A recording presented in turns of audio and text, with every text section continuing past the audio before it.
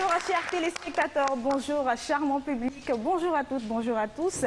Bienvenue dans votre programme quotidien, votre émission de la mi-journée Zénith sur Coloma qui démarre à l'instant. Vous le savez déjà, de nos jours, on parle de l'entrepreneuriat féminin, on parle de l'émancipation, de l'autonomisation de la femme.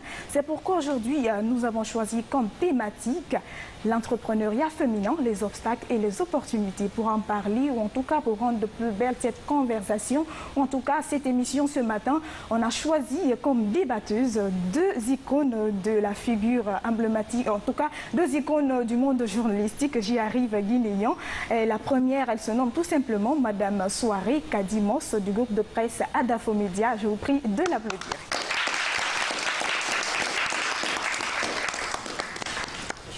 Bonjour. Bonjour Kadi, tu vas bien? Bien et toi? Là, tu vas t'installer juste. Encore, comme j'aime à le dire, aujourd'hui, c'est la confrontation des idées, bien sûr. Et de cet autre côté, la deuxième débatteuse, bien sûr, elle est secrétaire de rédaction au groupe de presse Afrique Vision, la tronitriante Aïssata Kamara. Je vous prie de l'applaudir. Ma secrétaire, hein? Bonjour. Bienvenue chez nous. Merci. Alors, on continue avec vous, charmants téléspectateurs, charmants publics. Aujourd'hui, nous avons choisi ici pour vous, comme spécialiste de cette émission, Madame Yansani Fatoumata Baldé, directrice exécutive de la COFEL, la coalition des femmes leaders de Guinée, sous vos ovations, s'il vous plaît.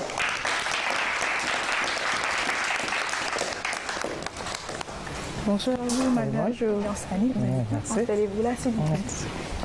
Aujourd'hui, vous allez le remarquer, chers téléspectateurs, notre plateau sera un peu féminin. Ce n'est pas une ségrégation, c'est juste pour rendre à César ce qui lui appartient.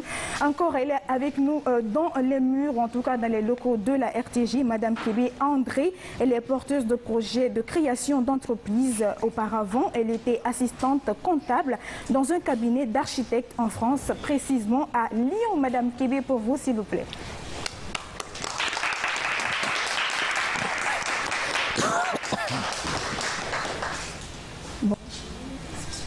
Vous allez bien? D'accord. Vous allez vous installer juste à côté de Kadimos. Alors, chers téléspectateurs, vous le savez, de nos jours, l'engouement est de plus belle chez la jeune féminine dans la création d'entreprises, de pourquoi pas les activités, je l'ai dit à l'entente de cette émission, dans le souci majeur de se rendre autonome. Nous disons à chaque fois, à tout moment, nous parlons d'égalité entre hommes et la femme. Qu'est-ce qui nous freine dans ce processus d'autonomisation? C'est de ça nous allons parler ce matin. Alors le thème, l'autonomisation de la femme, pourquoi ne pas dire l'entrepreneuriat féminin, les obstacles et les opportunités. Comme on est dans le mois saint de Ramadan, on va un peu commencer cette émission par la gaieté, la bonne humeur. Alors on invite sur ce plateau le groupe Borekobi et Lako. Ce sont des humoristes qui vont vous égayer, je vous le parie. Et juste derrière, on rentre dans le vif du sujet. Avant de continuer, sur ce plateau, on a Noumanian Diawara. Elle est chroniqueuse de cette émission. Elle est toute ravissante encore ce matin. Bonjour à toi, Nouni. Bonjour, Ami. Sans oublier l'infatigable Dimba Kébé, qui est aussi là avec beaucoup d'idées aujourd'hui. Mais là, le plateau nous appartient ce matin. Encore à KPC, il est aussi journaliste reporter à la RTG Boulbiné. Il se fait accompagner ce matin par le chef de quartier de Madina. J'y arrive. On les applaudit. Ils sont avec nous sur ce plateau. Alors, à l'instant même, la troupe Borekobi et Lako, des humoristes.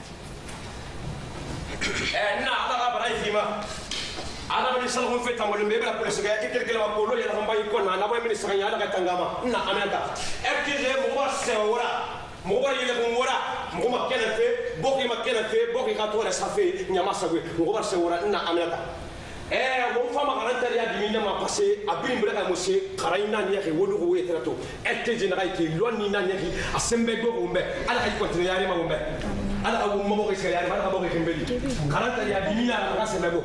Focal Marimola Nada ça c'est mon rousse, ya Focal Monimo, c'est toi que l'on est, Focal de Mara, Nina, voilà que tu veux voir. Manama, il y a un numéro pour la pays, voilà que c'est pas que voilà que tu vois, on va salir pour le show. Bah, la ilaha illallah. Il y a mon somme, il y a ce qui est là. Il y a mon il y a mon somme à la fin. Ni il y a mon mal. Voilà, c'est ça. Bah, ومسالي ولا شو ومسالي سنتي إن قلبك وصافيلا إن سبب إن قلبك وصافيلا الذي بمعنى خوريا جاهلي يا سبب جاهلي لا سبب asal ini saya jaya kasawal namanya Assalamualaikum. Waalaikumsalam. Kamu ada Ini mau bisa Pak? wallahi ni wala ada wo ma ko kila ki bo ko sika to khani khambi khali no ngara te bara to yin kan no meni mo na se be ko hani na ki mo wa he iwa mo na so be kaya wo mo mali iwa ma kaya wo mo mali iwa ma yin no na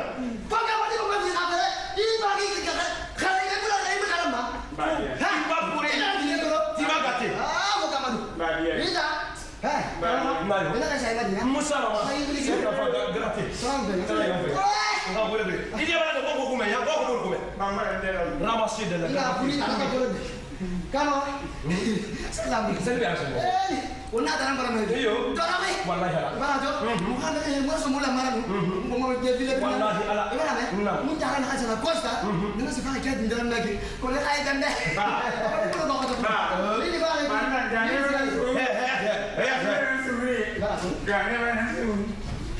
Baik aku ya ya.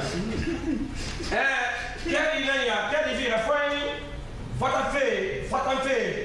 Ida ada di dalam para kiri. Abu semuanya. Ifa beli. Kali lagi fata fe tabu kamera, poko kamera. Oh, dinyo ina so kumai. Ita malam hadi sing dina kan para kiri. Abad dinyo. Bawa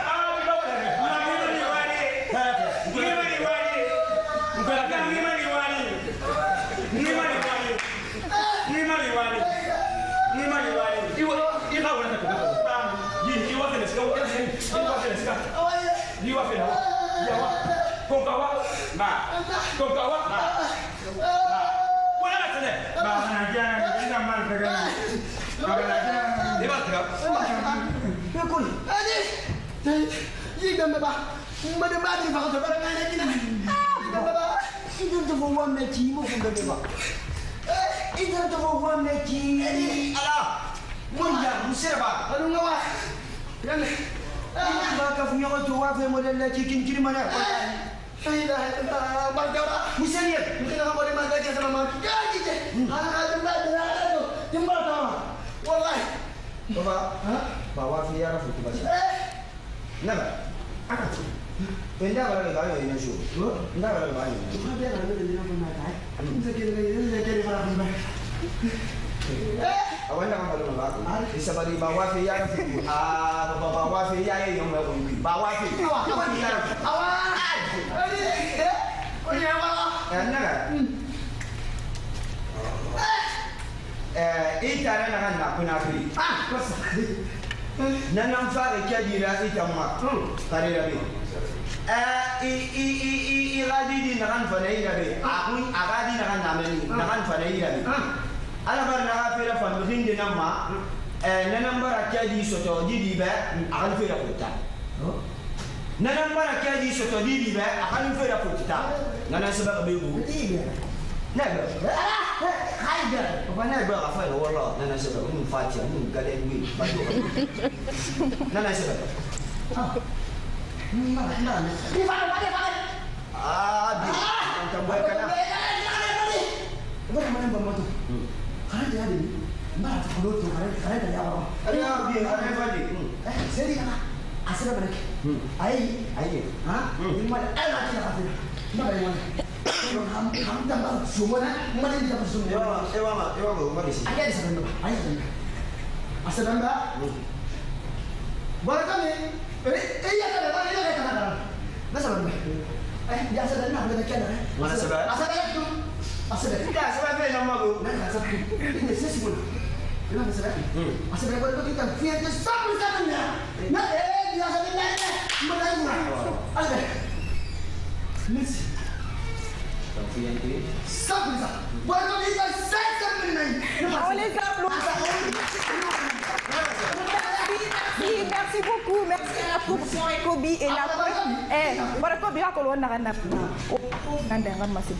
Merci beaucoup d'être venu sur ce plateau. Et donc on va continuer à...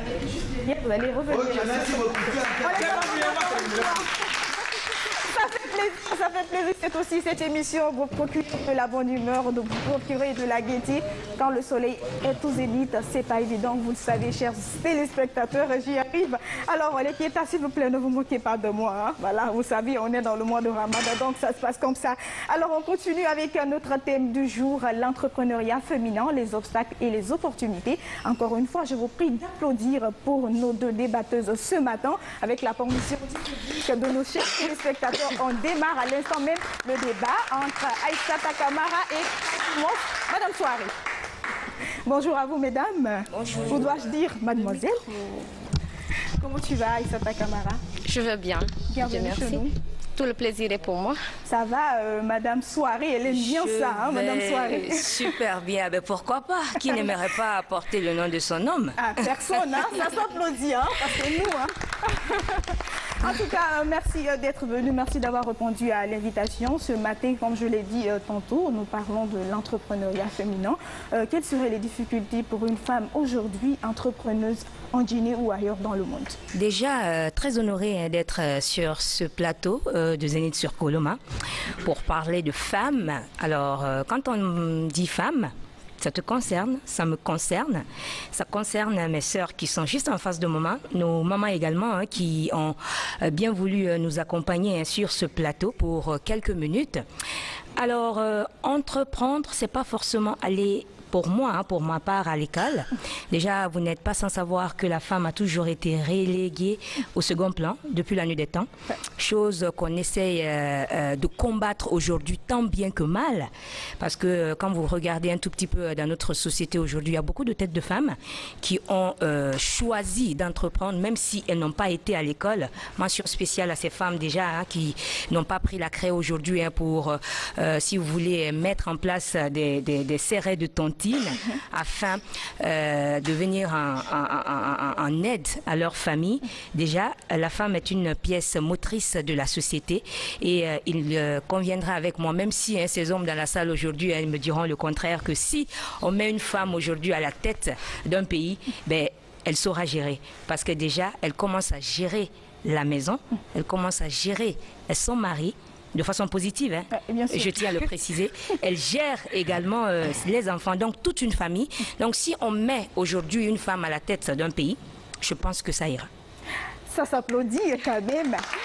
En tout cas, ce n'est qu'un avant-goût, chers téléspectateurs, je vous le parie. Vous avez remarqué que le plateau un peu féminin ce matin, c'est un débat ou un échange intergénérationnel. Vous avez vu nos aînés qui sont là avec nous, Madame André Kébé, Madame Fatmata Binta également, Madame Yansane Fatou Baldé. Alors, c'est pour rendre de plus belle cette émission, un débat enrichissant, vous n'allez pas dire le contraire.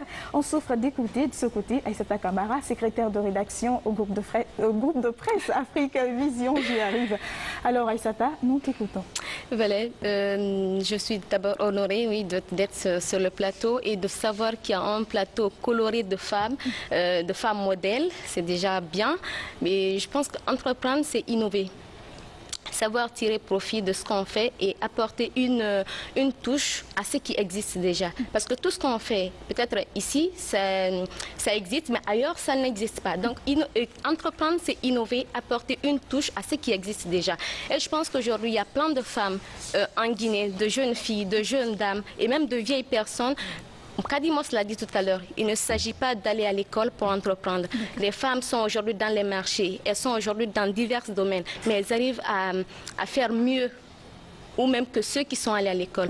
Quand je prends l'exemple des femmes qui sont du côté de Bouquet, mais qui font aujourd'hui des produits appelés la petite damba, des produits qui sont exportés même. Donc c'est aussi dire quelque part que la femme, qu'elle soit la femme guinéenne, la femme africaine, est capable de faire mieux, de se surpasser, mais c'est si elle est accompagnée. Elles ont besoin de soutien, surtout de soutien si elles sont mariées, de soutien de leur époux. Et si elles ne sont pas mariées, c'est vrai qu'entreprendre doit venir forcément de quelqu'un, mais puisque l'État n'a pas la possibilité possibilité de donner de l'emploi à tous. Ce que l'État peut faire, c'est de se porter garant pour accompagner ces jeunes femmes-là. Je suis heureuse de savoir que le président a dédié son mandat aux femmes et aux jeunes. Mais qu'à cela, il faut aussi accompagner ces femmes-là tous les jours de leur vie. C'est ce qui les motive à aller encore à faire mieux et aller de l'avant. Merci beaucoup Aïssata Camara également. On dort sur ce plateau et ça, c'est pas évident. Alors, chers téléspectateurs, je dis dès à l'entame de cette émission, aujourd'hui nous parlons de femmes, nous parlons des questions concernant la femme. Alors, comme on a la chance, moi je dirais que c'est une chance d'avoir Madame Yansani Fatoumata Baldé sur ce plateau, qui est déjà directrice exécutive de la COFEL, Coalition des femmes leaders de Guinée. Alors, rebonjour à vous, Madame Yansani. Bonjour. Donc, vous avez écouté avec intérêt les avis, ou pour ne pas dire les avis de Aïssata Camara et de Madame Soirée Kadimos, en tant que, je dirais, chef d'entreprise. Qu'est-ce que vous avez à apporter, une touche, juste avant de continuer avec les autres dames qui sont avec nous sur ce plateau? Ok, je vous remercie vraiment de m'inviter sur ce plateau. Je salue les téléspectateurs. Vous savez, depuis maintenant une décennie, 2 décennies voire, le terme autonomisation est devenu un jargon très courant. Donc, c'est un terme consacré par la communauté internationale et qui est spécifique aux femmes. L'autonomisation, c'est l'ensemble des mécanismes qu'on peut mettre en place pour permettre aux femmes d'avoir leur indépendance politique, donc de se faire un choix politique indépendamment d'une pression externe, leur indépendance économique, qu'elles puissent entreprendre et disposer de leurs biens et avoir des revenus conséquents, et leur indépendance sociale, donc briser le mur de verre qu'il y a au-dessus qui empêche aux femmes d'émerger. Ça, c'est l'autonomisation. Maintenant, en termes d'entreprise, les femmes ont toujours été entrepreneurs, s'il faut le dire. Mais malheureusement, toutes les études de développement qui ont été consacrées à cette couche ont démontré que tant qu'on va penser que les femmes constituent une couche qu'il faut traiter de façon spécifique dans un ensemble, on ne peut pas amorcer le développement. C'est-à-dire que si vous avez 40 ou 50% de la population de bras valides, c'est que parmi les 100, il y a 52% de femmes. Quand vous ignorez leur valeur ajoutée dans le processus de développement, eh bien, la machine va être grippée, elle ne va jamais démarrer. Mais ce qui est le plus frappant chez nous, on pense que les femmes ne sont capables que de faire des petites entreprises. D'où l'idée micro-entreprise, microcrédit, entrepreneuriat. On a circonscrit les femmes dans un type d'entreprise qui certes peut être porteur dans les pays où l'agriculture est très développée, à savoir la transformation et autres, mais dans un processus de développement, il est très difficile pour elles de mener de grands projets. Quand vous prenez l'ensemble des marchés que l'État octroie, vous n'avez pas 10% de ces marchés qui sont donnés à des femmes. C'est une inégalité, une injustice. Lorsque vous avez un marché, vous n'avez pas les banques qui accompagnent, c'est-à-dire qu'il n'y a l'État n'apporte aucune garantie permettant aux femmes d'accéder au grand crédit pour mener de grands projets. Ce qui fait qu'elles se sont confinées dans le microcrédit et le microcrédit fera des micro-riches. Et nous voulons dépasser maintenant ce stade pour qu'on ait des entreprises de construction routière, des entreprises qui peuvent construire de grandes infrastructures d'utilité publique et participer de façon normale au développement.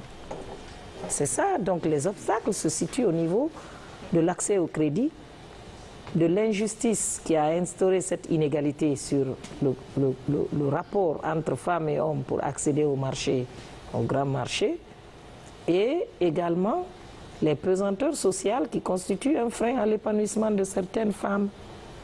Et pour cela, il faut une volonté politique réelle pour voter des lois et de les faire appliquer pour changer la condition des femmes. Cela relève d'une volonté politique. Vous avez vu au Sénégal, le président Ouad a osé faire voter la loi sur la parité. Ouais. Ensuite, on a mis un observatoire sur le respect de la parité. Et chaque année, on fait une évaluation, depuis maintenant 7 ans, que cette loi a été votée, à chaque fois on fait l'évaluation pour voir quel est l'état de mise en œuvre. Et tenez-vous bien qu'il arrive au Sénégal, des communes qui n'ont pas respecté le quota de la parité, que des hommes même aient attaqué la composition des bureaux de ces communes à la Cour constitutionnelle pour les annuler. Donc, tant que les femmes s'enfermeront entre elles pour parler de leurs problèmes, ils ne se régleront pas. Parce que ce n'est pas les femmes qui empêchent aux femmes d'évoluer. C'est tout un système qui est composé d'hommes et de femmes. Toute femme épanouie le devra peut-être à son père, à son mari, à son frère.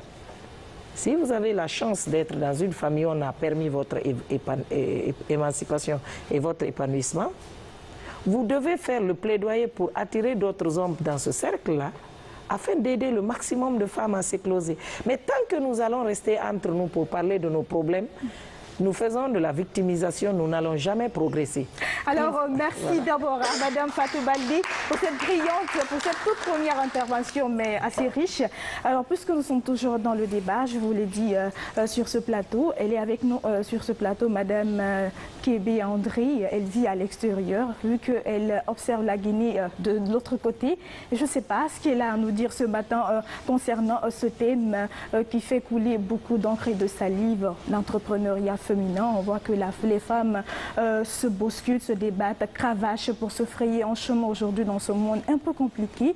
Et donc, qu'est-ce que vous avez à nous dire ce matin concernant le thème, les obstacles et les opportunités, bien sûr. Et donc, elle aura besoin forcément du micro. Attention, je vais vous aider.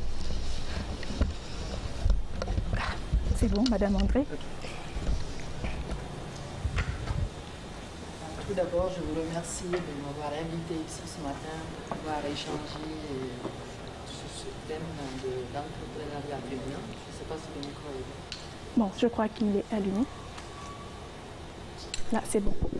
Donc, je vous remercie, je disais, donc, pour l'invitation de débattre parmi vous, mes sœurs guinéennes, sur ce thème de l'entrepreneuriat, qui est un thème aujourd'hui, je vais dire, international. Partout on parle de l'entrepreneuriat.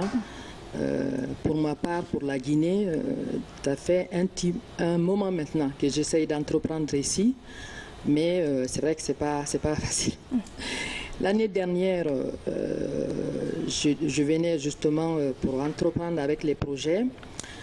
J'en parle à un de mes amis camerounais qui me dit « Oui, je suis fière de vous, Madame Kébé, parce que l'entrepreneuriat, c'est bien et tout ça. » Je dis « Mais j'étais très étonnée qu'il me dise ça. » Je dis « Mais toutes les femmes guinéennes sont entrepreneuses. » Il me dit « Non. » Je dis « Mais non, moi j'ai grandi ici, je suis partie de la Guinée, j'avais 16 ans, en 84.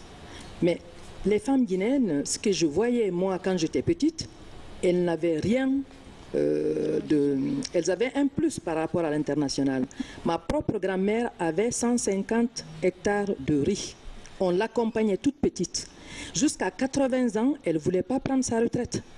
J'étais de la France obligée de lui dire « Non, arrête, nous on va faire avec ma petite sœur ton champ, on va moderniser, on va rajouter notre valeur ajoutée. » Donc du coup, j'étais choquée. Et qu'est-ce qui me choque? Parce que les femmes guinéennes qui étaient avant, qui étaient entrepreneuses, qui étaient pilotes et pas mal de choses. Et je vois qu'il y a eu un recul. C'est-à-dire, c'est quand les militaires sont venus au pouvoir, ils ont demandé aux femmes d'aller dans la cuisine et les Guinéennes n'ont pas résisté. Je le souligne. Moi, là-dessus, je suis dessus de la femme guinéenne. Pourquoi elles n'ont pas fait une résistance passive? Parce que quand on demande aux autres femmes qui ont lutté dans le monde entier, je vais prendre l'exemple des Anglaises. Les Anglaises, pendant la Deuxième Guerre mondiale, les hommes sont partis se battre. Quand ils sont venus en 1945, ils ont demandé aux femmes, les femmes font tout en Angleterre, même les routes, elles font tout.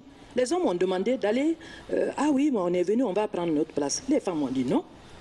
Quand on finit de démontrer qu'on est valable dans la société, on n'accepte pas. Les femmes guinéennes ont fait leur preuve de l'indépendance jusqu'en 1984. Ça, je peux témoigner parce que j'étais ici, j'avais la parité, je faisais maths physique au DESU. Pour moi, hommes et femmes, c'est pareil. Moi, je ne connais même pas le côté de dire, je vais dire féminin. Non, non, non. Je suis là, pour moi, c'est l'égalité. Donc, du coup, je demande, moi, ce que je demande aux femmes guinéennes, de se prendre en charge, de faire tout pour qu'il y ait cette solidarité féminine. Quand il y a une qui crée, soyons solidaires pour dire, voilà, on l'accompagne. La place, ça ne va pas, c'est une bataille. La politique est là, les hommes, ils se forment, ils font des choses. Nous, on fait quoi? On éduque les enfants, mais ce n'est pas suffisant. On est là au centre, mais il faut qu'on arrive à... les microcrédits, c'est bien, mais il faut les grands porteurs. Ma petite soeur, pour 80 hectares, elle a quitté tous les grands pays là pour venir ici. Mais elle a galéré, elle n'a pas fait grand-chose. Hein. Si c'est les hommes, c'est le tapis rouge. Mais si c'est une femme, c'est très difficile. Donc ce que je peux dire, c'est dire nous-mêmes, entre femmes, soyons solidaires. Donc, de deux, il faut qu'on se forme, il faut qu'on essaye de communiquer, de faire tout avec nos réseaux. On a plein de choses, mais il faut vraiment qu'on se prenne en charge, qu'on essaye de dire tout le temps aux hommes de nous dire non, nous-mêmes. Il faut qu'on compte sur nous-mêmes.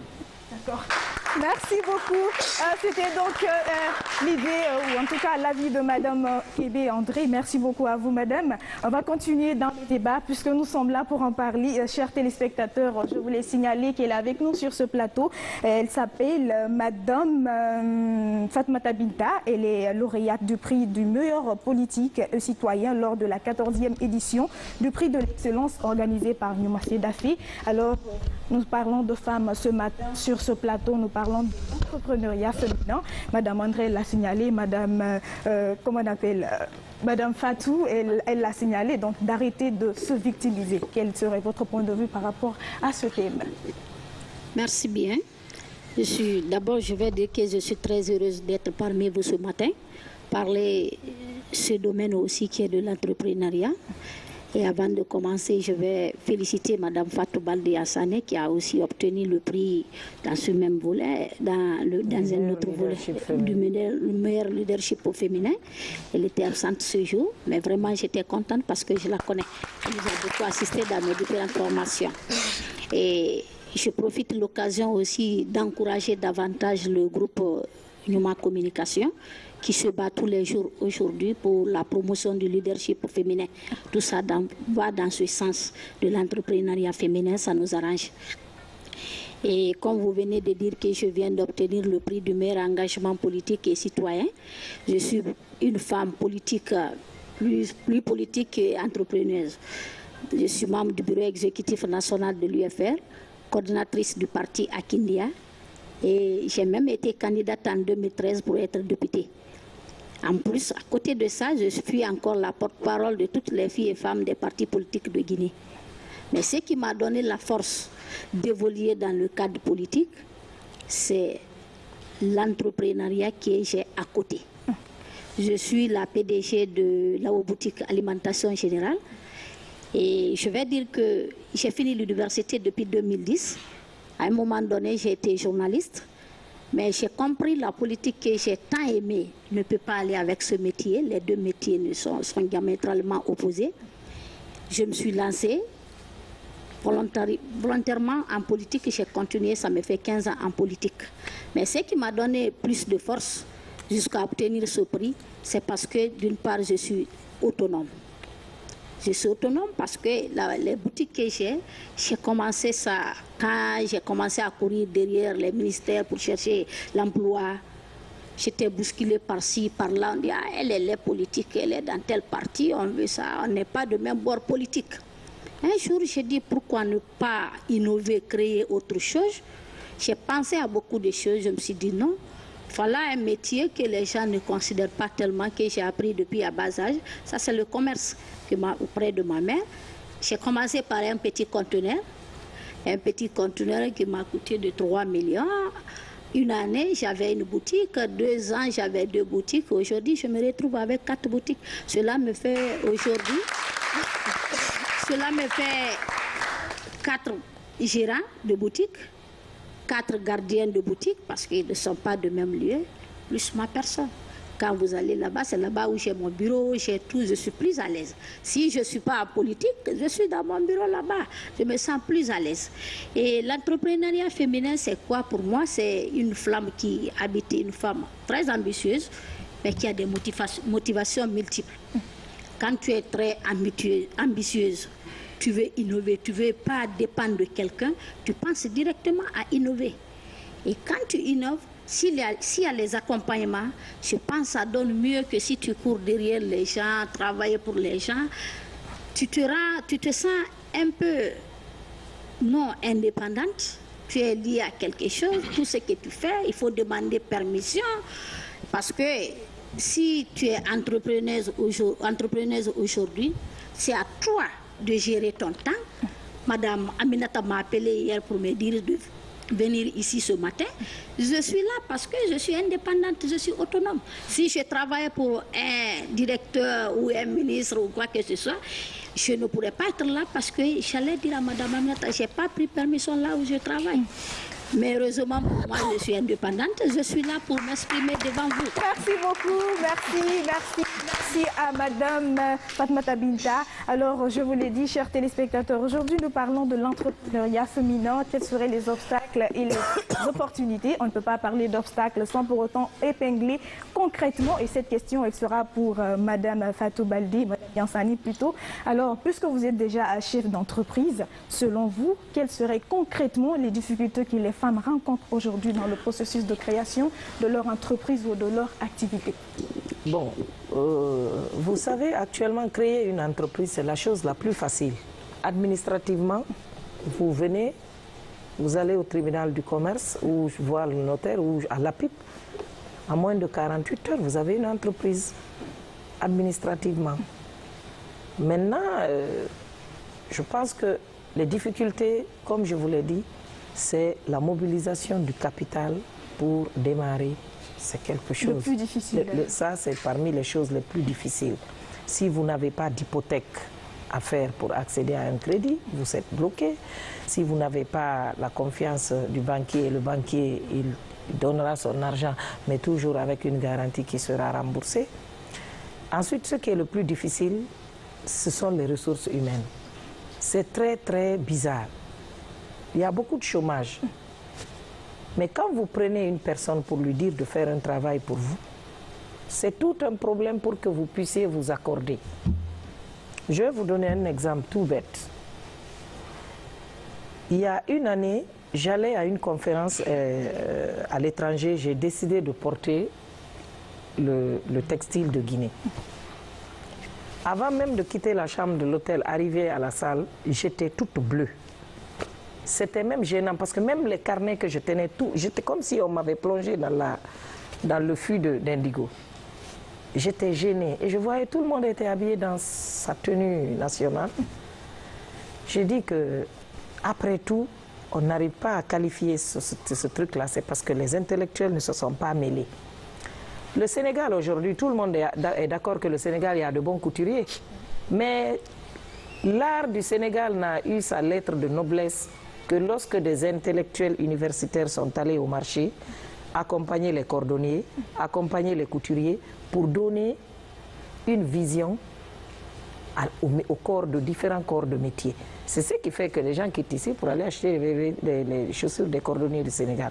Quand je suis revenue, j'ai cherché à comprendre. De toute façon, je savais que c'était une réaction chimique qu'on utilisait pour obtenir les couleurs. J'ai fait moi-même des recherches. À moins de 3 mois, je suis parvenue à produire un indigo traditionnel. Au début, il ne déteignait pas sur la peau. Mais depuis 10 jours, il ne déteint plus au lavage. C'est que ça, si vous le plongez tout de suite dans l'eau, il ne déteindra pas. Alors, qu'est-ce qui s'est passé? Je suis allée d'abord voir artisanalement comment elles font. Quels sont les ingrédients que les femmes utilisent? Je suis allée faire des recherches documentaires. J'ai su qu'il y avait 2 composés. Elles ne connaissent pas le nom scientifique. Ils vont vous dire que c'est de la soude. Mais c'est de l'hydrosulfite de sodium mélangé à la potasse caustique. C'est aussi simple que ça. Et chaque type de soude a un rôle. Il a suffi que j'équilibre les réactions et que moi-même je fasse la démonstration devant ces femmes. Pourtant, depuis 40 ans, 30 ans, c'est leur métier, elles vivent de ça. Aujourd'hui, c'est toutes les femmes de l'ABE qui m'appellent pour me dire « tu nous as sortis de la misère ». Parce que d'abord, ça a réduit leur temps de travail de 3 jours à 45 minutes. Vous vous rendez compte? C'est que s'il fallait plonger ça toute une journée, mettre au soleil, replonger. Le lendemain, reprendre le même procédé. Maintenant, tu me fais le mélange tel que j'ai équilibré les ingrédients. Tu plonges. Dès que tu enlèves, tu laves à l'eau savonneuse, tu mets au soleil. C'est fini, ça ne déteint plus. Ça s'applaudit, de 3 jours à 45 minutes. Donc, le problème, c'est quoi? Quand vous prenez, par exemple, les femmes avant qui faisaient les chips dans la rue, les bananes grillées, si vous avez remarqué, depuis un certain temps, elles mettent dans une cage transparente. C'est un grand plaidoyer qu'on a fait, de porte à porte. Quand on vient, on trouve une femme qui a bien emballé ses affaires, on achète et on lui donne même cadeau. Les femmes se sont dites, mais pourquoi ne pas... Qu'est-ce que je dis? Vous exposez les bananes, elles prennent de la poussière. Les poussières sont composées de particules infectieuses. Les gens consomment ça, ça les rend malades. Et tu veux, quelqu'un te donne ton argent pour que tu lui donnes des bananes chips plus un peu de bactéries. C'est pas juste. Aujourd'hui, elles ont appris qu'en protégeant, avec les seaux transparents en plastique aussi, ceux qui font les galettes qui mettent à l'intérieur, de plus en plus, on va vers une professionnalisation. Les gens, nous qui avons la capacité de comprendre que tel acte n'est pas bon, nous devons aider ceux qui sont au bas de l'échelle, qui font de l'informel, pour les aider à qualifier leurs produits. Sinon, ça ne peut pas marcher. L'entreprise, les ressources humaines, en Guinée, il y a un problème. Dès que vous commencez à expliquer à quelqu'un, il va vous dire « je connais, oui, oui, oui, je sais. Oui, oui, oui, oui, je vois ». Il ne va jamais écouter, même si lui, il connaît ce qu'il a l'habitude de faire. Quand vous voulez qu'il change de méthode pour épouser la méthode de vous qui êtes son employeur, il trouve que vous êtes compliqué. Ah, la femme là est difficile, sinon moi j'ai l'habitude de faire comme ci, comme ça. Mais c'est ce que je dis souvent, je dis à Nathanan, tu as fait comme ça pendant des années. Tu n'es pas sorti de ton cercle de pauvreté là. Tu ne fais que t'enfoncer, ton capital est englouti. C'est parce que tu fais mal ton travail. C'est la sensibilisation, l'information qui peut amener le citoyen lambda qui n'a pas fait l'école, qui n'a pas eu la chance d'aller à l'école, mais qui a les idées d'entreprendre. C'est nous autres qui nous disons intellectuels, qui devons les approcher, les pousser à aller vers la perfection. Solidarité féminine oblige. Voilà. Alors, on va discuter un peu avec vous, Madame Fatou Baldé, pour continuer avec nos débatteuses. Pourquoi pas avec nous, Manian Diawara, qui est avec nous sur ce plateau pour parler de ce thème très pertinent, ce thème qui implique toutes les couches sociales, parce que quand on parle de femmes, elle est la source de vie, donnée première d'une nation. Tout ce que femme veut, Dieu le veut, et elle est la toute première à se réveiller et la dernière à se coucher. Donc, on parle de femmes pour motiver ces femmes qui ont beaucoup d'idées. Ils sont là, elles sont là, elles veulent entreprendre, mais elles ne savent pas à quelle porte toquer. Et donc, ce matin, on va d'abord écouter l'avis de Nouni avant de continuer avec nos débatteuses pour qu'elles nous disent réellement, selon elles, quels seraient les obstacles concrets, les obstacles plutôt concrets, et je m'en excuse, et les opportunités bien évidemment. Nouni, on t'écoute, s'il te plaît. Alors, rebonjour à Amika. Rebonjour à vous, chère madame. Bonjour à vous aussi, chers téléspectateurs.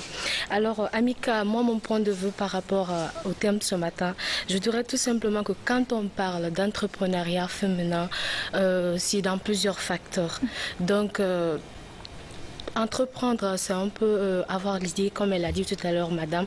On peut ne pas être scolarisé, mais on peut entreprendre quand on n'est pas scolarisé. Et quand on est, même si on n'est pas scolarisé, on peut entreprendre. Regardons dans les autres pays, par exemple, il y a des femmes chauffeurs de taxi, les femmes chauffeurs de baka, de bagbana, comme on l'appelle chez nous ici, les femmes mécaniciens, s'il faut. Donc, moi, je pense que s'entraider entre nous, comme l'a dit tout à l'heure madame Dramé, est très très importante dans l'entrepreneuriat et l'entrepreneuriat féminin. Donc quand on aime ce qu'on fait avec le courage et un peu d'appui, moi je pense que ça peut vraiment aider et ça peut vraiment sortir, ça peut nous faire arriver là où on veut en fait. Donc s'entraider dans tout ce qu'on fait et aussi avoir l'idée d'entreprendre est très très important dans ce facteur-là. Ne peut pas, c'est pas dit que c'est parce qu'on n'est pas scolarisé qu'on ne peut pas entreprendre. Moi je dis que sinon, même si on n'est pas scolarisé, on peut entreprendre, on peut s'épanouir, on peut faire ce qu'on veut. arrêtons ne pas voilà, on peut s'apitoyer sur son sort, voilà, on peut sortir de là, faire un peu ce qu'on veut. Moi je pense qu'avec ça, ça peut un peu nous aider. C'est comme pour dire d'arrêter de nous victimiser. Voilà, elles ont toutes parlé de ça ce matin sur ce plateau. Et donc, chers téléspectateurs et charmants publics, avec votre permission, parce que nous sommes avec les hommes sur ce plateau, pour ne pas qu'ils disent qu'ils sont marginalisés par Amika et ses invités, nous allons souffrir d'écouter Demba Kébé, qui est toujours avec nous, l'infatigable. Demba, selon toi, quels seraient les obstacles et opportunités que les femmes ont aujourd'hui pour entreprendre? Bonjour à l'assistance, bonjour aux téléspectateurs. J'ai suivi ma maman, comment elle s'appelle? Fatou. Maman Fatou et Madame Kébé qui ont abordé le problème dans un aspect très haut, jusqu'à voir même en donner au fait un enjeu politique. Je suis d'accord avec elle. Je voudrais aborder ce sujet d'entrepreneuriat dans son aspect psychologique en tant que premier obstacle. Les femmes pensent qu'elles sont moins ambitieuses que les hommes par nature. C'est faux. Mais ce qu'il faut comprendre, c'est que dès qu'on parle de l'entrepreneuriat, la création d'entreprises, la mise en place d'une boîte de business, il y a un manque de confiance qui se passe dans la tête des femmes. Ça, c'est un. De deux, elles évoquent des doutes professionnels sur leurs capacités. Et au-delà de ça, il y a les rapports sociaux de genre qui s'expliquent par le résultat d'une interaction entre la vie familiale, la vie sociale et la vie professionnelle. Ce qui se détermine ici par un facteur de déterminisme culturel qui attribue des rôles et des statuts élémentaires à la femme qui sont relatifs aux préoccupations ménagères. D'ailleurs, nous avons même la chance aujourd'hui, avec cette mondialisation qui a dû travestir certains ordres des choses à l'état traditionnel, ça fait que les femmes, elles ont beaucoup évolué, elles commencent à oser, elles commencent à entreprendre. Mais si nous parlons par exemple de l'entrepreneuriat dans le contexte guinéen, parce que nous sommes des Guinéens, il y a un petit problème.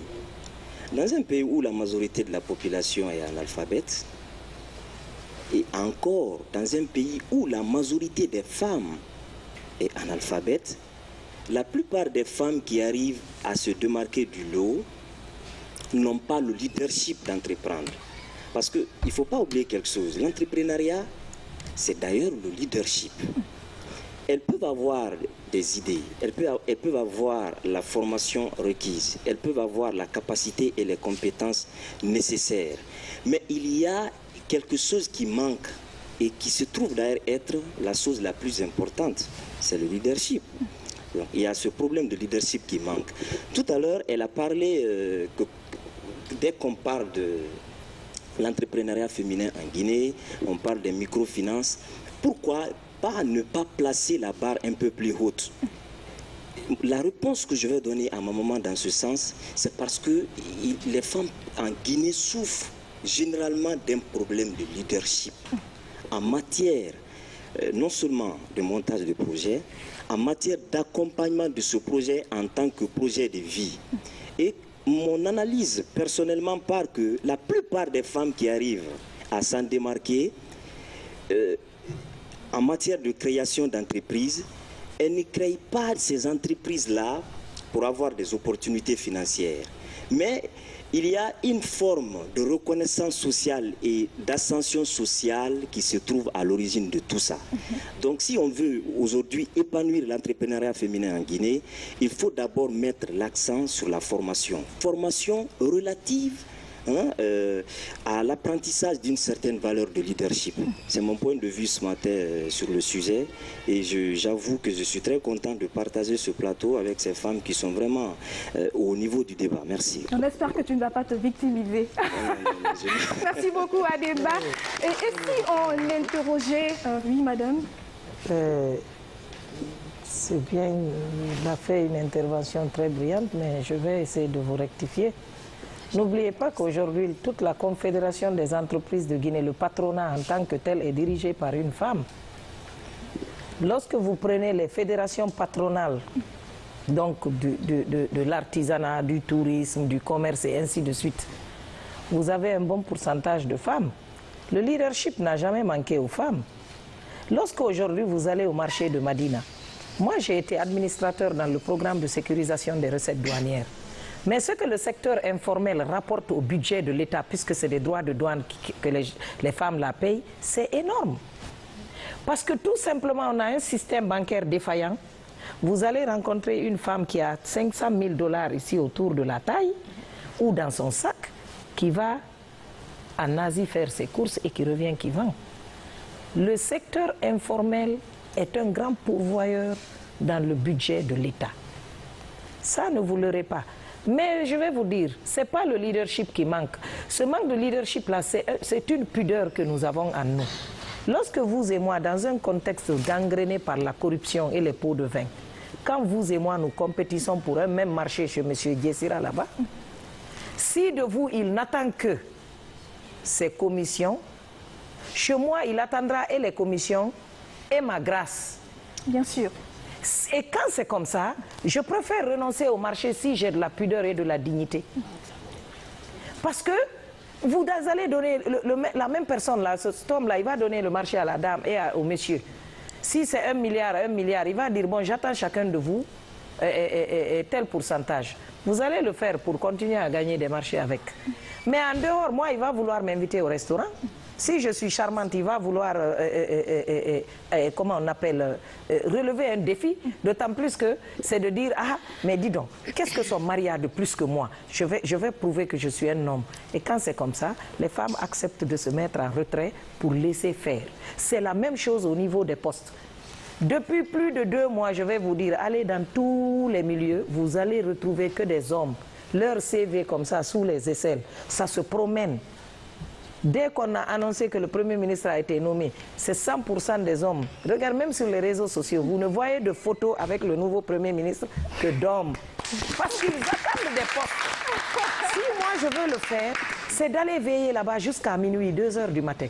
Bon sang, quand je rentrerai à 7 h, ma pudeur en tant qu'Africaine, conservatrice, que vais-je dire à mes enfants?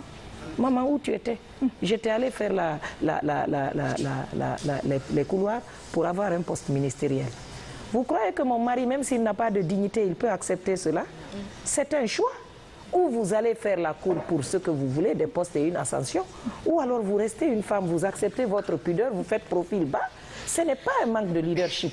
C'est un fait qu'il y a des hommes qui manquent de scrupules et de tenue pour savoir qu'une femme est un être humain au même rang que l'homme. Ce n'est pas un Merci beaucoup. Merci beaucoup à Mme Yankane Fatoumata Baldé. Alors, Demba Kébé, si on interrogeait la vie de l'extérieur, c'est-à-dire avec le micro au quotidien, Mohamed Bangoura est avec nous sur ce plateau. Il s'est promené avec sa petite caméra et son micro pour avoir d'amples informations sur ce thème. Quels seraient les obstacles et opportunités que les femmes ont dans le processus de création de... Bonjour à tout le monde. Sincèrement, moi, je suis content. Madame, vous avez ma réponse parce que moi, moi-même, je voulais bondir sur la réaction de Kébé, mais je crois qu'elle a tout dit. Et pour vous prouver qu'elle a tout dit, on va voir cette vidéo. Peut-être à partir de là, Kébé saura que oui, les obstacles, c'est autre chose, mais ce n'est pas lié au leadership. D'accord. Alors, ça s'applaudit avant d'aller avec le micro au quotidien. C'est cela aussi cette émission, chers téléspectateurs, Mohamed, avec la complicité de la régie. On va aller avec cet élément, l'avis des citoyens, ou en tout cas des femmes guinéennes sur cette question d'obstacles et d'opportunités dans l'entrepreneuriat féminin. Juste derrière, on vous revient sur ce plateau, chers téléspectateurs. Qui me vient, moi, en tête serait éventuellement l'accès aux services de financement. Entre autres, l'accès à l'information liée à la création d'entreprises ou liée à tout ce qui est relatif à l'entrepreneuriat. Le manque d'accès à la technologie. De plus en plus, les entreprises deviennent modernes, donc il faut être informé, il faut être formé. L'absence de réseau peut être aussi l'un des obstacles rencontrés chez les femmes entrepreneurs. et peut-être les freins juridiques et politiques qui sont liés à la création d'entreprises. Quand on parle d'abord de la femme rencontre beaucoup de difficultés dans le domaine de l'entrepreneuriat. Parce qu'avant que la femme puisse mettre une activité en place, ce n'est pas facile. Je prends l'exemple sur moi. Je suis déjà présidente d'une ONG. Avant que je puisse mettre mon projet en place, j'ai eu à rencontrer beaucoup d'obstacles. Parce que je marchais du matin au soir pour chercher l'agrément. Mais si vous avez ça, vous rencontrez encore d'autres difficultés. Par exemple, quand vous mettez votre projet en place et que vous partez devant les bailleurs, même pour rencontrer des bailleurs d'abord, c'est tout à fait des problèmes. Vous allez déposer vos projets là-bas, ils vont vous dire qu'on va vous appeler, mais il n'y aura pas de suite. Mais le mieux est que de ne pas se décourager, il faut continuer. Les opportunités sont énormes. Par exemple, quand je prends l'exemple sur mon ONG, j'ai eu une trentaine d'enfants avec moi. Parmi ces trentaine d'enfants, j'ai pu scolariser 10 dans les écoles privées qui n'ont jamais été à l'école. Donc je peux me dire que ça c'est une satisfaction, c'est une opportunité pour ces enfants et pour notre ONG aussi. On a eu aussi à rencontrer des ONG internationales, des ONG qui nous ont appuyés aussi. Et je n'oublie pas aussi de remercier M. Basile Daga qui nous a aidés à travers son ONG Res Publica qui se trouve au Burkina Faso. La femme en Afrique rencontre tous les jours des obstacles. Déjà dans l'entrepreneuriat, c'est un domaine bien précis, mais l'entrepreneuriat, lorsque la femme se lance dans cette phase, les gens, on nous marginalise. Moi, je me dis que la jeunesse, c'est une force pour cette couche. Mais, comme tous les autres projets qu'on fait, le problème, c'est au niveau du financement. Nous, les filles, quand on part vers les gens, ils ne regardent pas le projet qu'on fait.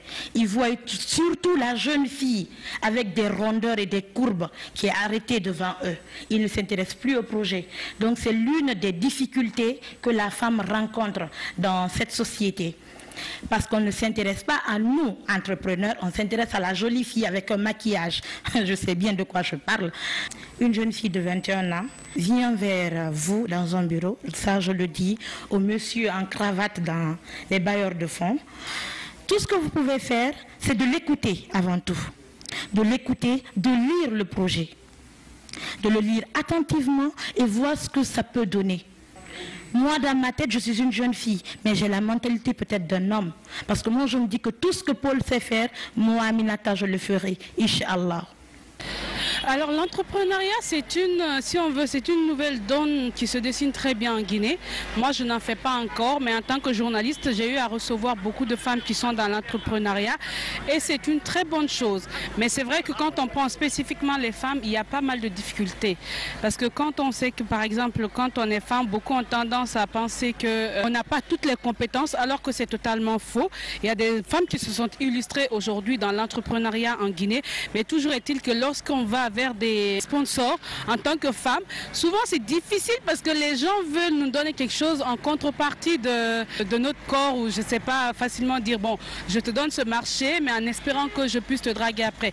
C'est pas mal de difficultés que les femmes rencontrent, mais ce qui est important pour moi, c'est que beaucoup de femmes, en tout cas la plupart de celles qui se lancent dans l'entrepreneuriat, c'est qu'elles ont compris qu'elles doivent faire face à tous ces problèmes et qu'elles ne doivent pas céder. Donc c'est très important, les difficultés ça existe. Je lisais par contre pareil également que lorsque les femmes, quand on prend le financement, les femmes ont plus de difficultés à avoir les financements par rapport aux hommes. Les raisons sont multiples, toujours est-il qu'il y a cette différence, mais le plus important c'est que les femmes ne s'arrêtent pas à ces obstacles, elles foncent. Pour preuve, aujourd'hui elles sont très nombreuses, les femmes qui sont dans l'entrepreneuriat, on peut en citer une dizaine.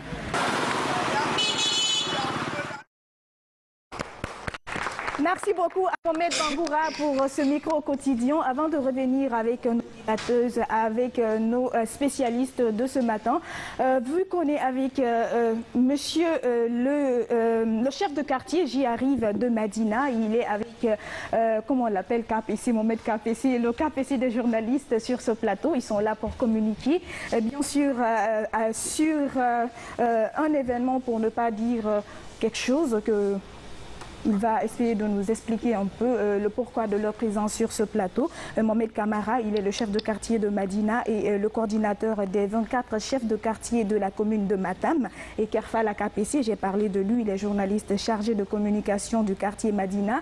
Ils sont là pour nous parler, bien sûr, je vais un peu marcher sur ta langue avant que tu ne commences, du rôle de la jeunesse dans la communauté en islam. Alors, c'est quelque chose qu'il compte organiser dans sous peu de temps avec, bien sûr, votre permission. On va leur écouter. Bonjour à vous, monsieur le chef de quartier de Madina. Bonjour. Bonjour à toi, Kapessi. Alors, en quelques minutes, nous vous écoutons. Bonjour, je m'appuie sur le sublime et la bénédiction salvatrice du prophète Mahomet, paix et salut sur lui, de dire aux téléspectateurs Assalamu alaikum wa rahmatullahi wa barakatuh. Vraiment, je suis très ému, d'abord particulièrement par ces femmes qui viennent de faire vraiment une prestation extraordinaire, je vais le dire comme ça, parce que d'ailleurs, qui parle de la société actuelle, parle de la femme. C'est extrêmement important. Aujourd'hui, la nation, la Guinée, ne peut pas vraiment se développer sans pour autant l'appui ou l'assistance des femmes. Là, chapeau pour elles. Vraiment, je les remercie très infiniment. Maintenant, je vais revenir sur l'essentiel de l'information. Vous savez que Madina, c'est l'un des centres de négoce du pays, le plus convoité par les différentes localités de notre nation. Et pour ça, cette localité, aujourd'hui, un peu menacée, je vais le dire comme ça, parce qu'il y a l'insalubrité qui bat son plein, et qui font la loi même. Et il y a aussi le manque d'employabilité des jeunes, parce que chacun pense que réellement Madina, c'est les magasins et boutiques se trouvent là-bas, et il n'y a pas vraiment des hommes qui sont résidés dans cette localité. Dans cette perspective, j'ai pu vraiment me concerter avec le chef du quartier, qui s'agit de Mohamed Kamara, en même temps le coordinateur général des 24 chefs de quartier de Matam. Dans ça, je me suis entretenu avec lui, monsieur le chef de quartier, pourquoi vraiment ne pas mettre notre localité à la valeur, à la vision des Guinéennes, parce que c'est extrêmement important. Madina, c'est ici que les gens viennent vraiment quotidiennement chercher leurs besoins vitaux. Là, il faudrait qu'on met Madina en valeur, c'est extrêmement important. D'accord, Kapessi, et si on rentrait directement dans le vif du sujet, le rôle de la jeunesse dans la communauté en islam, et donc on va un peu donner la parole au chef de quartier qui est avec nous dans ça. sur nous avons initié beaucoup de projets, mais actuellement, ce qui est vraiment pointé du doigt, c'est la jeunesse dans la communauté islamique. C'est une conférence islamique qu'on doit organiser le 25 mai de ce mois, le vendredi à venir, et qui sera piloté par le premier imam de la grande mosquée de Faisal, Elhaj Mohamed Salihou Kamara, dont l'initiateur principal de cet événement majeur est à l'occurrence de Mohamed Kamara, le chef de quartier de Madina, en même temps le coordinateur général des 24 quartiers de la commune de Matam. Dans ça, nous voulons vraiment inviter les autorités à s'impliquer davantage dans l'épanouissement socio-économique et politique de notre localité Madina. Parce que qui parle de l'islam parle de la paix. Et l'islam est une religion de la paix. Il faudrait vraiment mettre les gens autour d'une table pour pouvoir discuter vraiment les faits divers de la société. C'est extrêmement important. Et on sait que Madina est une localité cosmopolite par excellence, ou par laquelle toute ethnie confondue y trouve. Dans ça, nous avons vraiment initié cette ambitieuse initiative pour pouvoir vraiment inviter tout le monde à y participer très massivement pour que la paix sociale soit prônée dans notre cité. D'accord. Et donc, on va écouter monsieur le chef de quartier de Madina, Mohamed Kamara. Bonjour à vous, monsieur Bonjour, Kamara. madame. Je vous remercie de m'avoir passé la parole et de me recevoir aujourd'hui sur ce plateau. Je suis aussi impressionné par la présence de ces braves femmes qui viennent de faire une très grande démonstration par rapport à l'entrepreneuriat. Vraiment, je leur tire le chapeau. J'aime beaucoup accompagner les femmes. Moi, personnellement, depuis mon accession au pouvoir en tant que chef quartier à Madina, j'ai toujours accompagné les femmes dans leur ascension en matière politique, culturelle ou tout au moins économique. Donc, par rapport au cas de Madina, c'est une autre innovation des jeunes qui m'ont rencontré. Pourquoi? Parce que je m'intéresse trop à la vie de la jeunesse comme à la vie de la femme. Donc ces jeunes sont venus me rencontrer pour dire que vraiment Madina c'est un centre aussi intéressant, un centre économique parce que c'est le poumon économique du pays.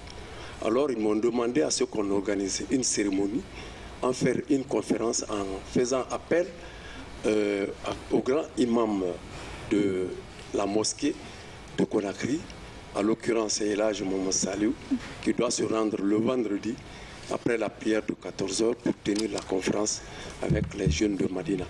Ne serait-ce que dans le cadre d'une bénédiction pour les jeunes, dans le cadre de l'employabilité. Pourquoi? Parce que les jeunes aujourd'hui veulent travailler. Donc je crois que c'est le moment où il faut nécessairement implorer au Tout-Puissant Allah pour répandre sa paix et sa miséricorde sur la Guinée. Donc par rapport à ça, nous invitons tout le monde, que ce soit les jeunes de Madina ou d'ailleurs, que ce soit les adultes, tous musulmans confondus, que ce soit nos femmes dans nos quartiers, de s'y rendre pour donner vraiment un caractère aussi important à cet événement-là. Donc si vous nous voyez aujourd'hui ici, c'est pour vous annoncer que cette conférence doit se tenir. Et le thème dont on parle, le rôle de la jeunesse dans la communauté musulmane. Pourquoi? Parce que tout ce que nous faisons actuellement, nous parlons de la jeunesse. Que ce soit les vieux, que ce soit les femmes, tout le monde parle des enfants. Ces enfants, nous devons les entourer. Donc en faisant les bénédictions, je crois qu'il y aura une ouverture que Dieu va nous donner à l'heure qu'il fait. Car il y a lieu de prôner la culture vraiment au niveau de notre pays. Donc il faudrait que les jeunes soient aussi aidés. Merci beaucoup à vous. Puisque nous parlons de paix, nous parlons de l'islam, je vous signale la présence de Aganyama Koronkanti sur ce plateau. Elle est encore une figure emblématique de la musique traditionnelle guinéenne. Aganyama Korisoma. Sunkaro Letenya, na Aganyama Koro. N'allez pas vous moquer de moi, hein, parce que là, le ramadan, là, ça commence à me rattraper ici. Et donc, Naïsoma, on est obligé de parler à Malinki parce que là, Tamasi. Kila mantom ben soma.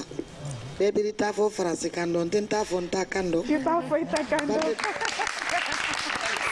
Ndona école la soma 8 h midi wati mbora. On continue. Fati balde ya kalama. Albe bara kuma la entrepreneur lukanka kuma jula yal ni fe ni politique kuluka. Ndey kuma la sunkaro baleka. Sunkaro karo lete. Muso pedi wo kipe kono ikana ina ikela tibiliko kode. Imado ila comme la kadiatu mos madame soirée hein. Imado ikela bala itibilike kama doala. Kadiana ko beke. Kakaram fanando ninke. Idi mosiama na boala ti se fatia fola fonyama. Wo mo kasia. Idi mosiama na bo amajana ba ko nyalo. Idi mosiama na bo abakedo na misidi kona imu fola mawro. Idi mosiama na bo abakedo na nyen kona kakanka minfo amawlo. Idi mosiama na bo amata ya kenyalo. Idi mosiama na bo alebila ni dunya le ko kanyina algiyamoko. Modo ira benna le jani wati siete ima. Parce que saratiti moni alate. Woro anya anjanto anyondo ka anjanto alaro. Amba dunya nyini ha anye do fanan lakan kusobe. Karan karolete. Ibila gurana la kanima kusafore iba haliba a ba ta sa iba to wole tuna nyonna tumya kele fila saba iba ba wolona ida tu nyonna ni fila bandana nyonna ko me ali abcd karana nyama u fila ikol la nyonna nyama ali abata sa fana lo nyaawo majo urudi kenya luyeye mo kakanka minke ile jaka kakanka ukende kakanka ke mo bere kakanka ke an kana ngina ngere ko anya lo ko na to salale afarwa mo mo makwala mi balula londo arifu makwala mala inalila anya sunkaro le rotende andali yesu anya lu yesu antolo lu yesu ambolo lu yesu anya ko manya lo anya ko kenya lo anya tamanya lo anya comporte nya lo anke lu fe anya kel mamina nya lo anya denu lo kala tele kalbila sila bere luka kagurana dol bolo sabeni français na araburo aliye do longoro wolen de fɛ bi bɛɛ bara kuma mais al bɛɛ fana na gɛlɛ muso len de di ne le fana y'al bɛɛ inspectrice ba di bien sûr kuma ne de bolo wolen de fɛ k'a fɔ jama ye sunkaro barada minan bolo bisimilayi ala ma ala ya ala ban bolo alhamdulilayi ala salifu a yira an kɛndɛ la mɔgɔ kana ɲina ala kɔ de urudi doli ye i b'a kɛ sɔgɔma i b'a bɔ nambarasi t'i la kɔni i b'a bɔ sɔgɔma to piriw ye min fɔ la i m'a lɔ i na i la filifin kɛla i mɔɔ doli ye n'a lɔni a tɛ foyi kalama moto di wasila a bolo k'a kana lɔni sɔrɔ k'a taa paraw ka wadi milu ka kan ka fɔ k'i ma tan ka k'olu ma ala guranna ye ko fɛn bɛɛ le basi la. Fulamuso mil sinité Gouranati la paix Gourana Karanaleka. Merci beaucoup Nadia Nyamakoro. C'était donc les sages conseils qu'elle avait à nous prodiguer ce matin. Ça fait partie aussi, quand on fait appel aux sages tout au long de l'émission aussi, ça donne de plus pour nous qui ne connaissaient pas beaucoup. Je ne vais pas m'attaquer moi-même. Alors, chers téléspectateurs, charmant public. Je voulais dire juste quelque chose. Je voulais rendre hommage à Hadja Nyamakoro. Hadja Nyamakoro, c'est une personne qui maintient et qui détient la tradition et qui y tient. Cette femme que vous voyez, elle est l'épouse d'un haut cadre, paix à son âme, qui a été un collaborateur à mon père et que j'ai connu depuis ma tendre enfance. Et à chaque fois qu'il y avait la fête de Ramadan, elle se levait, elle venait voir ma mère.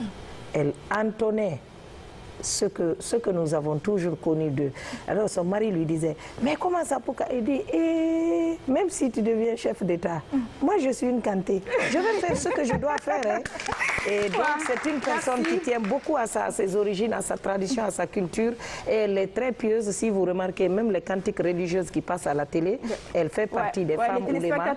Donc vraiment, je vous prie de l'applaudir. Et c'est une personne très constante. D'accord. Voilà. Alors nous sommes, là que nous parlons des opportunités, nous avons eu des avis, bien sûr, très intéressants ce matin. Et donc nous sommes dans la phase de la synthèse, je l'ai dit. Avant de terminer avec André Flamy, nous allons terminer avec toi aujourd'hui. Mais bien avant, on part avec le mot de la fin pour dire comme ça, avec tous les participants de cette émission. Je commence par les débatteuses Afrique Vision, je ne dirai pas, je précise, elle est la secrétaire de rédaction de Sabari FM, c'est dans le groupe de presse Afrique Vision. Alors Aïssata, rapidement, quelques secondes avant Kadia. Pour le mot de la fin, je dis simplement que ce que femme veut, Dieu le veut, on a l'habitude de le dire. Donc le premier ennemi pour empêcher quelqu'un d'entreprendre, c'est bien de ne pas croire en soi. Donc je dirais à toutes les femmes de croire en leur potentiel, de ne jamais penser qu'elles ne peuvent pas faire mieux que les hommes, mais de toujours se dire oui, je peux et je vais y arriver. Un ami me disait en début de semaine que la Guinée ressemble à une forêt vierge. Pourquoi une forêt vierge?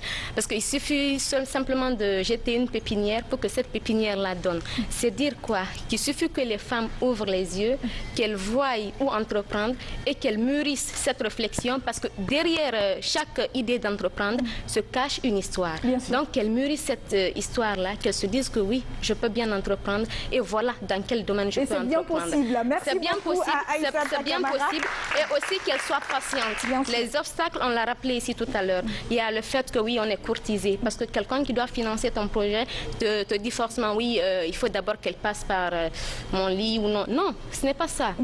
Et si tu as un financement de 8 millions à faire et que sur place tu n'as que 200 millions, mais fructifie les 200 millions pour avoir les 8 millions. C'est vrai qu'on a beaucoup à dire.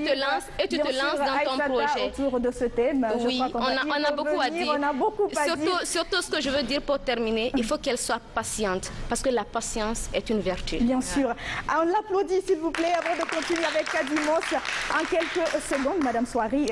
Rapidement, alors déjà avant de partir avec mon mot de la fin, mention spéciale à ces deux braves dames ici à côté et spécialement à Madame Yansane Fatou Baldé. C'est un modèle pour nous toutes femmes qui aimeraient entreprendre et aller de l'avant. C'est très important. Et aussi à Madame Kébé qui a mentionné deux choses, solidarité, formation. C'est très important. On n'a pas eu assez de temps, comme l'a dit Aïssata. Il y a beaucoup de choses à dire, mais peut-être dans les prochains jours ou dans les prochains mois, on aura beaucoup de choses à dire. Mais de vous retrouver pourquoi pas? Mais ce que moi j'ajouterais pour ma part personnellement, il faut d'abord aimer ce qu'on veut. ce qu'on voudrait entreprendre. C'est très important pour ne pas commencer et s'arrêter au beau milieu. D'accord. C'est pas bien. Oui, c'est pas évident. Aimer ce qu'on fait. Solidarité surtout, mais surtout formation, c'est très important. La formation est la clé de toute chose. Alors on continue avec, disons, Madame Kébé, André. Madame André, rapidement, votre mot de la fin. Le micro, il est là. D'accord. Oui, simplement pour aller dans le sens de la solidarité que je disais, le mot de la fin pour moi, ça va être aider nous qui sommes de là. Parce que moi, je fais partie de la diaspora guinéenne en France. Donc je suis venue pour entreprendre en Guinée, ça fait presque, bon, ça fait longtemps, mais bon, cette fois-ci je suis très décidée parce que je me suis dit au bout de 10 ans, j'arrive pas à entreprendre en Guinée. J'ai dit à toute la famille, aidez-moi. J'ai dit aux ONG féminines que j'ai rencontrées, aidez-moi. Les Guinéens, on a un savoir-faire à l'étranger. Le problème que vous avez, le problème qui est ici, qui est la manque de conscience professionnelle, nous on a ça là-bas, on a le savoir-faire. On peut entreprendre, on peut débattre, quel que soit, même si vous me mettez devant le président de la République ou devant le pape, je vais pouvoir parler parce que je n'ai pas ce côté-là ici qui peut intimider peut-être les Guinéens. On est autonome, c'est vrai. Voilà. Alors, donnez-nous la main. Ceux qui sont là-bas et ceux qui sont ici, si on se donne la main, ça va résoudre pas mal de problèmes. Nous, on voit vos problèmes, mais vous aussi, vous pouvez nous aider à être ici. D'accord, c'était donc le message de Madame André. On passe rapidement le micro à Madame Fatmata Binta pour le mot de la fin. Merci beaucoup. Pour terminer, je dirais que l'entrepreneuriat féminin a son lot de difficultés, parfois aussi davantage que pour les femmes, que pour les hommes.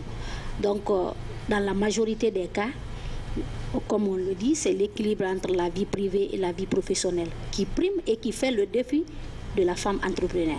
Donc il faudrait qu'on s'y engage avec une conviction, sans recul, on y arrivera là où on veut aller. Je vous remercie. Merci beaucoup. Et le dernier message vous revient tout naturellement, Madame Kansane Fatou Baldé, rapidement, avant de faire appel à André Flamy, qui va fermer force de fenêtre de cette émission. J'ai été très ravie de partager ce plateau riche avec des personnes qui ont beaucoup de choses aussi à donner. Et je voudrais faire un appel, un plaidoyer aux hommes. Je le dis tout le temps. Lorsque vous avez des filles, c'est à vous de leur donner une éducation leur permettant de grandir en n'ayant pas le complexe d'infériorité vis-à-vis de leurs frères. Donnez la parole aux filles à bas âge. Mettez-les à l'école. Acceptez de les pousser. Vous savez, on a tout le temps tendance à dire, même si je n'ai pas à l'école, j'ai pu faire ça. Mais s'il vous plaît, ce n'est pas un analphabète qui a créé l'avion. La technologie qui nous permet aujourd'hui de parler et d'être vu en direct de l'autre côté, il faut aller à l'école pour le faire. Bien sûr. Lorsque vous allez en pharmacie pour acheter un médicament, c'est des chimistes qui les ont composés. On ne peut pas aujourd'hui faire fi de l'instruction, de la technologie et de tout ce qui entoure tout ça pour évoluer. Merci beaucoup. Donnez la chance aux filles d'aller à l'école et encadrez-les pour qu'elles puissent être de vrais acteurs de développement. D'accord. Merci beaucoup. Alors, ainsi s'achève cette émission, chers téléspectateurs. Vraiment, j'en suis ravie, j'en suis honorée de vous avoir sur ce plateau. Aïssata Kamara, Demba Kébé, Noumanian, la liste elle est longue, sans oublier le chef de quartier de Madina, de ce côté aussi, Kadi, Madame Soirée, Madame André Kébé, Mohamed Bangoura. Alors, à toute l'équipe de réalisation de cette émission, le rendez-vous est pris pour la semaine prochaine. Ça sera donc le mercredi pour notre thème très pertinent pour, bien sûr, je ne dirais pas la jeune féminine, mais en tout cas pour l'honneur de nos téléspectateurs. Ne débranchez rien, restez sur les programmes de la télévision nationale. Au revoir et à très bientôt.